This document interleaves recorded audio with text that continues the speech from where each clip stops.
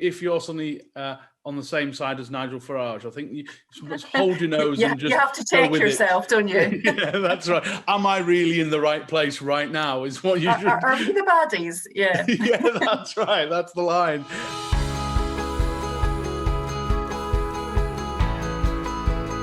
Hello and welcome to the Lib Dem Podcast. We are very happy to have two wonderful guests to talk about something that's very significant that's coming up, because it is soon to be the 40th anniversary of the Limehouse Declaration. And so who better? And a book is coming out, and you can pre-order right now. I've been told I have to say that, called The Future of Social Democracy. And with us we have the Vice Chair of the Social Democrats, which is Michael Mullaney. Hi, Michael. Hi, John. You all right? I'm very well, thank you. And back again, after nearly a year out of the podcast, we have Wendy Chamberlain, the MP for North East Fife. How are you doing, Wendy? Hi, John. I'm very well, thanks. So Wendy actually co-edited this book as well. But I think, Wendy, why don't we start with you? Why don't you describe the book, what it sets out to do, and why you've got involved in it, really?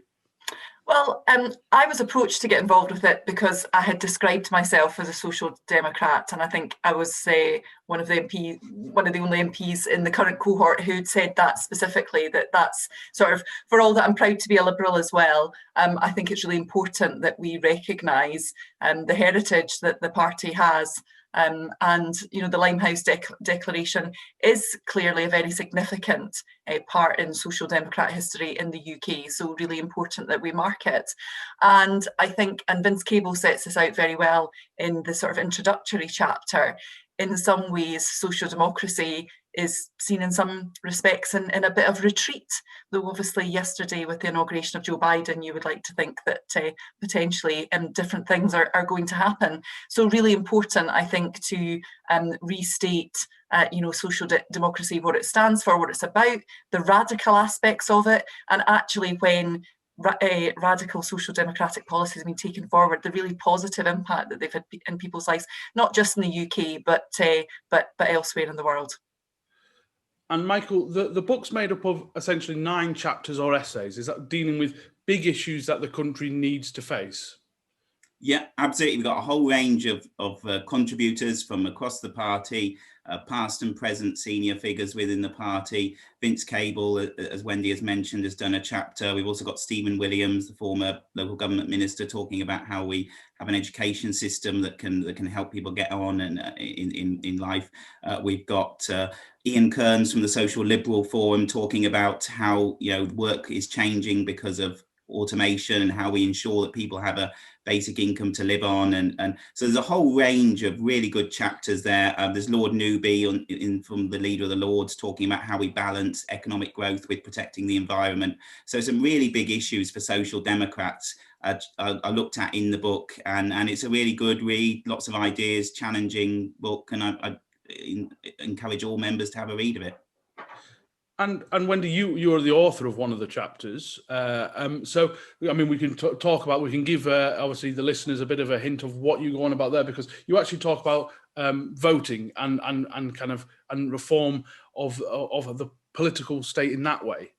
Yes, absolutely. And it's very interesting because I think increasingly, and what I say in the chapter is potentially electoral reform's time may have come. And obviously when we talk about electoral reform, the first thing we think about is the first past the post system used for Westminster. And obviously the 2019 election result had 43% of the vote for the Conservatives, delivering an 80-seat majority. And I feel for the first time, and maybe driven clearly by the Brexit debate, that the noises of discontent in relation to first past the post have gone on beyond the few weeks after the election when it doesn't seem fair. I'm obviously a Scottish MP. The situation in Scotland was even more stark. The SNP polled 45% of the vote to win 80% of the seats. And I think the second point that I would make in relation to electoral reform is that first past the post is one of a number of systems currently existing in the UK, all of the rest of which are proportional in some form, whether that be in Holyrood, in the Senedd, and increasingly in local elections. England is the bit that is being left behind in terms of being truly representative. So I'm very keen that, and again, I suppose this is about social democracy not just being for the Liberal Democrats, that there are opportunities to work with other parties, most notably Labour, to deliver the kind of change required. And I do wonder about it, because it's interesting, because as Wendy said, as we're recording this, Joe Biden's inauguration was yesterday. And so there's a kind of always a tie-off between how radical you want to be noticed, but if you're too radical, you scare off the voters that are going to actually potentially vote for you. And Biden was a classic example. Biden basically displeased very few people. In terms, he was a very down the centre, didn't really do much outrageous kind of outlandish thing. There was the Bernie Sanders wing or something like that. Yeah. So how do you get across then? How do you deal with that problem of not being radical enough to scare people away, but being radical enough to get attention? Well, and I suppose, my question back would be, what are Joe Biden's policies? Not being Trump. Well, yeah, absolutely. Do we really know? But what was very striking for me listening to it yesterday was really about that call for unity and a call for working together. And I suppose from an electoral reform perspective, I think that in some respects is the cultural change. When we look back to the coalition, which I think as time passes is looked back on more and more fondly, the reality is more proportional systems deliver governments that are required to work together, because they're of all colours. And I think there's a public culture shift required for that. But again, if you're seeing that happening at local authority, at a devolved administration level, then there's more likely to have a degree of acceptance. And I think all sides of the numerous constitutional debates that we've been involved in after the last few years are really, really tired of the divisiveness. And, it does feel like Biden's election in the States is potentially a rest of some of that division. And I very much hope so. So hopefully we can all look to that as well. And the reality is, in terms of the constitutional debates, is they don't actually go away. We've left the EU, but our position in relation to how we deal with our European neighbours will never go away, because, well, that's geography. Mm-hmm. Michael? Yes, I agree. It's obviously about balance between trying to be distinctive, but also trying to appeal to as many people as possible. And I think that, at the moment, we're beginning to get to a time actually where I think social democratic ideas may be becoming more in tune with the sort of feeling of the country at the moment, because obviously we went through a long time in this country where sort of more free market ideas were perhaps more in the ascendancy through all the Thatcher and Conservative years. Even when Tony Blair came in, he for the first few years was very cautious, stuck to Conservative spending plans. Alistair Darling famously said before the 2010 general election, he cut deeper than Thatcher, which is often forgotten if Labour got back in. And then we had austerity and reductions in public spending. But I think mood is changing now towards a more social democratic idea. And I think the pandemic particularly, because everybody sees that now their job could be at risk, that for years people will have thought, well, I'm secure, I'm okay. But actually this event has come out of nowhere and almost everybody could be affected. Then I think there's a lot of support for things like all the coronavirus support packages to keep people's incomes going, the furlough scheme.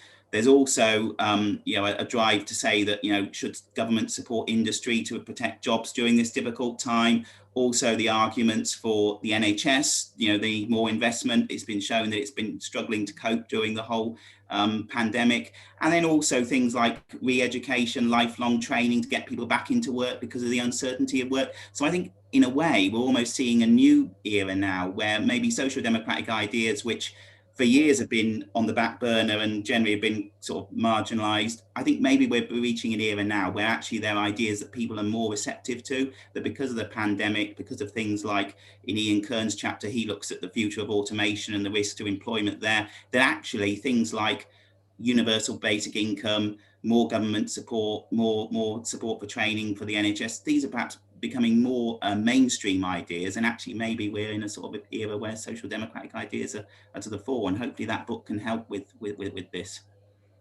And it isn't just a book solely for Lib Dems either. They're not all just Lib Dem contributors, are they?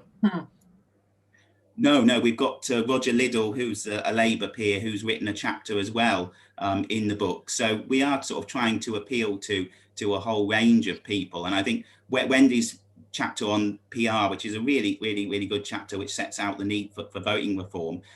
That's not just an issue for us, it's also an issue for the Labour Party. I mean, if you're on Twitter, you'll regularly see news of more Labour local parties voting in favour of PR, more support amongst Labour members and MPs. And it's really important for the Labour Party, actually, PR now, because at the last election, they actually got a higher vote than they got in 2010 and 2015, but a lot fewer seats because their vote is so concentrated now in a few places in the big cities in the north, in London. They're actually polling quite well in terms of votes, but not winning seats. So really, there's a strong case for the Labour Party, as well as ourselves and other parties, to back PR. And if we get that kind of change, then we can bring about the change to a sort of more social democratic future. So I have to make the point as well that the Brexit Party, as was the Reform Party, they've actually co-signed the Make Votes Matter good voting systems, because their biggest impact at the general election was when they prevented people from having the opportunity to vote for them. Yeah, that's right. And you're going to be strange bedfellows that one. If you're suddenly on the same side as Nigel Farage, I think you must hold your nose and just you have to check yourself, don't you? Yeah, that's right. Am I really in the right place right now? Is what you should. Are we the baddies? Yeah. Yeah, that's right. That's the line. Hello, John from the Lib Dem Podcast here. We are delighted to say that this episode is sponsored by Praetor Rains. Now more than ever, you need a professional-looking online presence and website. Praetor Rains have been helping Liberal Democrat campaigns succeed for 18 years. Their Lib Dem Foci package combines a website, social media and email system to help Lib Dems win. You'll receive great support from real people, fair pricing and a huge range of features to choose from. Praetor Rains are already the bespoke developers for Lighthouse, Lib Dem Draw Online and the LD Directory. They combine a talented system design with an unrivaled understanding of our party, our data and our systems. To find out more, check out the Praetor Rains website at praetorrains.co.uk/liberal-democrats. This podcast has been sponsored by the Katora Coffee Club, the UK's most environmentally friendly coffee club. There are over 400 independent roasters in the UK, each one crafting coffee in their own unique style. Katora Coffee Club works with some of the best to take you on a voyage of coffee discovery. The Katora Coffee Club delivers ethically sourced and independently roast coffee directly to your door. Each month you'll receive between 2 and 4 bags of coffee and their monthly extract magazine. Even better for Lib Dem Podcast listeners, use the code BETTERCOFFEE to save 5% on subscriptions and gift boxes for a limited time only. All Katora Coffee Club boxes are carbon negative and offset the CO2. So why not do some good, enjoy some great coffee and check out the website www.katoracoffeeclub.com. Now, back to the podcast. Between the three of us, we've got areas that are kind of crucial going forward. We've got Scotland, the North and the Midlands. Okay.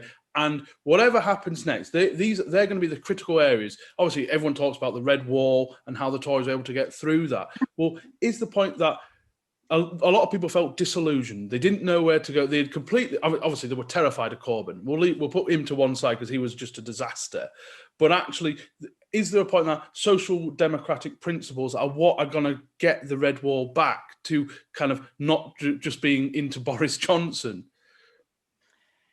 I think it's interesting. I'm just thinking on what Michael was saying there in relation to the support that there's been for a number of the coronavirus measures. And I suppose part of that is because, who would have thought a Conservative government would have delivered the package of support that it has and admittedly continues to do so, though clearly the Chancellor is beginning to grapple with that. Certainly current polling suggests that a number of the Red Wall seats would already fall. And it's easy to forget actually the real narrowness. Now, obviously, my seat when I won it in 2019, I overcame a majority of 2 to do so, but and none are as quite as close as that. But some of them are very close. So it just takes a very small swing. I think. It's very difficult to predict in relation to 2024 just now, because I think the public and policymakers and politicians generally are very much being short-term in their approach, and arguably rightly so because of the pandemic that we're dealing with. It's one of the reasons why our departure from the EU you know, I remember looking at sort of the BBC videos top 5 on the day of the Brexit vote, and you know, on the 30th of December, and it didn't even feature. And that's because coronavirus has obviously really kind of, you know, overtaken all, which means how we kind of come out of the recovery and how we approach that becomes more critical. Is that also a risk, Michael, the fact that people are so engrossed in coronavirus that bad things might happen if we don't keep our eye on it? That actually, and one of the things that comes out is good never happens unless people fight for it.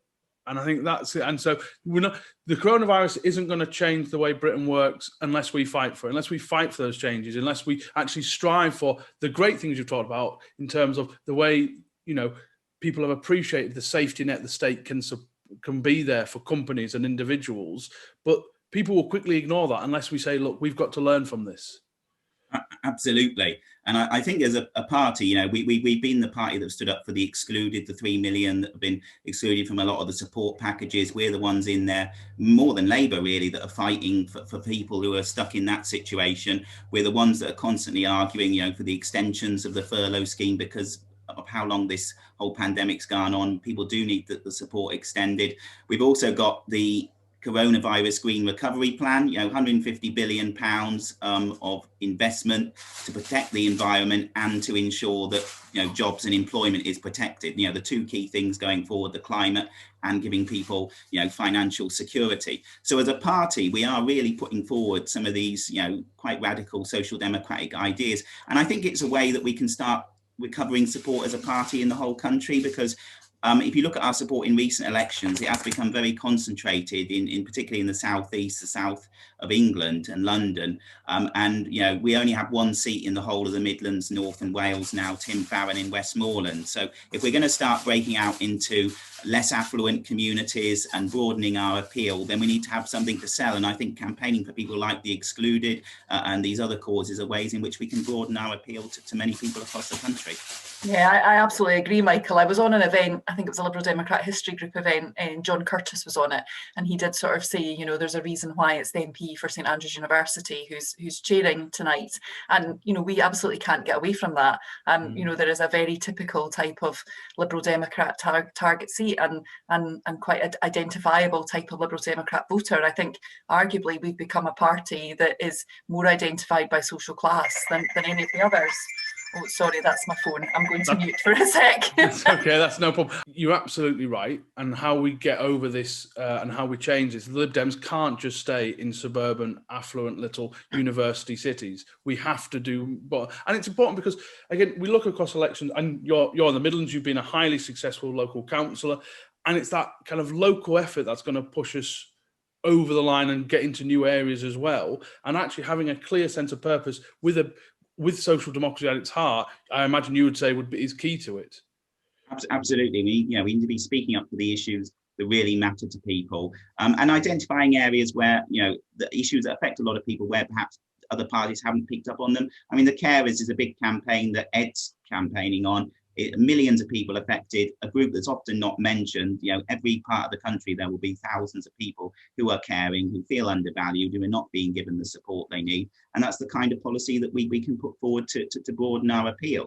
And, you know, as a party, we do need to go back to representing all parts of the country. If you look at 2005, 2010, we had lots of seats in the Midlands, in the North, in Wales, in every part of the country. And I think we can go back to doing that if we're seen to be speaking up for, you know, millions of people who aren't being spoken up for. And I think increasingly sort of social democratic ideas I think are the way that we can start broadening our appeal in those communities. And before we have to, this is only a quick kind of episode because Wendy has to dash as a very prominent MP. She will get the call from Westminster very soon. In fact, no, it's not the chief, because you're the whip now, Wendy. No one can boss you around. I am the whip, but as you've heard, I'm currently in Scotland, though I'm heading to London next week to take my turn, given that remote voting has not returned. But yes, as well as whip, I'm. You know, there was always joked that I was the MP with a number of portfolios. So I've got DEFRA questions at 9:30, and obviously. Fishing sector has been the first to really feel the pain from Brexit, and I have a prominent fishing community, so I think you can pretty much guarantee what my question might be about if I get on. And I suppose it would be remiss of me not to ask Wendy, how is things at Westminster at the moment? How is life within our party and our group? Are you all coping well? Yeah, I think it's just a very strange and difficult time. I mean, it's 13 months since I was elected, and the vast majority of that has been spent during the pandemic. So I think for any group of people to come together and properly develop the relationships you need to have a really strong team has been tough. But I think Ed is if we think to the Brexit vote on the 30th of December, I think we were very clear in terms of what we were doing, why we were voting against the awful deal that's been presented. We clearly know that it's going to be this slow puncture that potentially isn't going to be in the public conscience now because of coronavirus, but clearly we are the poorer for it. And in terms of actual being at Westminster, well, the reality is none of us are, because the recommendation is that we stay away. And I think think about what Munira Wilson's been doing as our health and social care spokesperson. We've been really clear about the need to adhere to the guidance and ensuring test, trace and isolate is as strong as it can be, all those kind of things. So actually, for a crowd of us to be appearing in Westminster, even though strictly speaking we could, would actually undermine that message. So Sarah Olney has been casting our proxies, and I'll be heading to London to do similar and see how the usual channels are next week. And I don't want you to break any confidences from the Chief Whip support group you must be in at the moment. But it's really, because you've talked about Brexit and how Lib Dems voted. And obviously and one of the big things was how Labour voted as well. Yes. And actually them voting for it. And already every time a debate comes up, and we saw it yesterday as well, the Tories said, well, if you're so against the musicians not having their visas, why did you vote for the deal? Yes. At which point Labour could just go, yeah, go on. And they must have calculated that risk. And of course, they'll say to us in the SNP, well, you voted for no deal. And my argument to that is that was not what the bill on the 30th of December was about. The bill on the 30th of December was the enabling legislation to allow the government to enact the agreement they had reached. It didn't actually prevent the agreement from passing, though obviously it would have left the government in breach. And I suppose, and obviously I've had this debate with members, actually we were all very passionate about what was the most pro-European thing to do in relation to this vote. And actually you could make an argument for all three positions, and clearly Labour took the position that they did. My own view was abstention was credible in some respects, but by the same token, the issue that has defined us as a party over the last 5 years at the last gasp, was that appropriate? So I think it was, and obviously Labour's position in some respects maybe helped that argument to say that no, we were not supporting this deal in any way, shape or form, and that's clearly what we did. Well, for all it matters, I think you absolutely made the right choice. I think because I think if you abstain, no one remembers what you do. You please nobody. So I get the arguments, like you said, but from my point of view, I think you absolutely got it right. But well, we've already said in 2024 it's a long time away. Will people remember how we voted in 2024? No. I would argue no, but what we will have done is those seats where we're in second place, the majority of which are Tory facing, we have given the opportunity for our candidates to make sure that the Tory MPs that they're up against are absolutely owning the decline in the economy and other factors that we will be seeing at that point.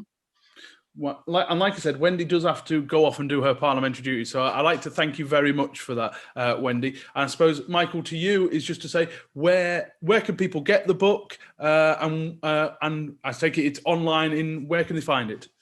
So here's a copy of the book, The Future of Social Democracy. It's available from the Bristol University Press, so you can order it online.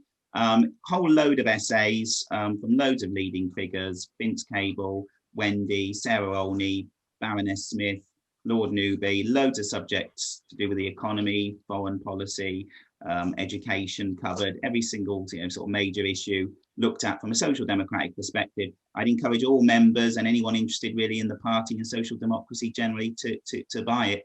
1981, January 25th was a big day for the party. Obviously the SDP eventually merged with the Liberals to form the Liberal Democrats. It's part of the sort of history of the party. And so to mark it, we've got this book, and hopefully lots of people will read it, find it interesting and find it relevant for the future. And if you really want to hear more, I take it join the Social Democrat group as well. Yeah. Yes, please join, and you can follow us on Twitter at SocDem Group. So please get involved. We're always looking for people to get involved with the group to write articles and things for us. So yeah, please join up if you agree with the Social Democratic principles.